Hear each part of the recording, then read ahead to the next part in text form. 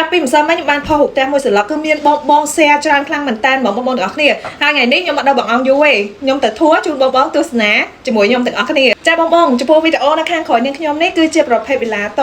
រស់នៅបែបឯកជនភាពរបស់ដាច់ដោយឡែកពីគ្នាគឺមានទំហំធំទូលាយខ្លាំងមែនតើបងទាំងអស់គ្នាគ្រាន់តែបើករបបមកភ្លាមគឺបងបានឃើញហើយគឺខាងក្រោយនាងខ្ញុំនេះគឺចំណតរថយន្តបងអាចចតរថយន្តបានរហូតដល់2គ្រឿងធំតែម្ដងគឺមានទំហំធំទូលាយខ្លាំងមែនតើហ្មងហើយអ្វីដែលខ្ញុំចាប់អារម្មណ៍ជាងគេនោះនេះកន្លែង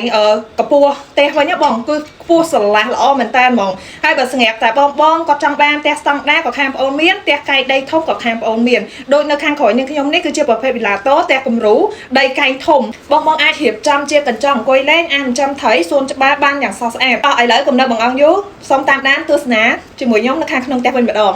គ្រាន់តែចូលមកដល់ខាងក្នុងផ្ទះភ្លាមអូយស្រស់ស្អាតមែនតើបងទាំងអស់គ្នានិយាយទៅគឺបែងចែកដាច់ដោយឡែកពីគ្នាគ្រាន់ចូលមកភ្លាមគឺកន្លែងទទួលភ្ញៀវគឺធំទលាខ្លាំងមែនតើមានដេគ័រទូបានយ៉ាងស្រស់ស្អាតមែនតើហ្មងហើយអត់ទាន់អស់ហើយណាបងទាំងអស់គ្នានេះចូលមកដល់កន្លែងនេះវិញកន្លែងនេះគឺបងអាចរៀបចំជាទូតាំងចាបានយ៉ាងស្រស់ស្អាតតោះឥឡូវទៅមើលតុទទួលទានអាហារជាមួយនឹងខ្ញុំវិញម្ដង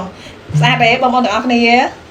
ហើយនៅអត់ទាន់អស់ហើយណាបងនៅខាងក្រោយនេះវិញគឺគេហៅថាផ្ទះបាយសើមដែលបងឆ្អិនម្ហូបអាហារគឺអត់ប៉ះពាល់ដល់ខាងក្នុងផ្ទះទេអត់មានក្លិនចូលខាងក្នុងផ្ទះព្រោះអីដាច់ដោយឡែកពីគ្នាតែម្ដងទំហំចណ្ដាលឡើងទៅចុងខាងលើវិញធំទលាខ្លាំងមែនតើបងទាំងអស់គ្នាតោះទៅតាមដានទស្សនាជាមួយនឹងបន្ទប់មេគ្រួសារជាមួយនឹងខ្ញុំទាំងអស់គ្នាចំពោះ closet នេះដែរគឺសោះស្អាតខ្លាំងមែនតើហ្មងគឺស័ក្តិសមបន្ទប់មេគ្រួសារខ្លាំងមែនតើបងទាំងអស់គ្នាហើយអ្វីកាន់តែពិសេសនោះគឺមានវេរ៉ង់ដាសម្រាប់បងអាចអង្គុយ relax ពេលល្ងាចបានទៀតណាបងទាំងអស់គ្នាអញ្ចឹងបើសិនជាបងចាប់អារម្មណ៍ប្រភេទវីឡាតូនេះដែរបងអាចធ្វើការឆាតចូល page ឬក៏តំណែងតាមលេខទូរស័ព្ទខាងលើសូមអរគុណ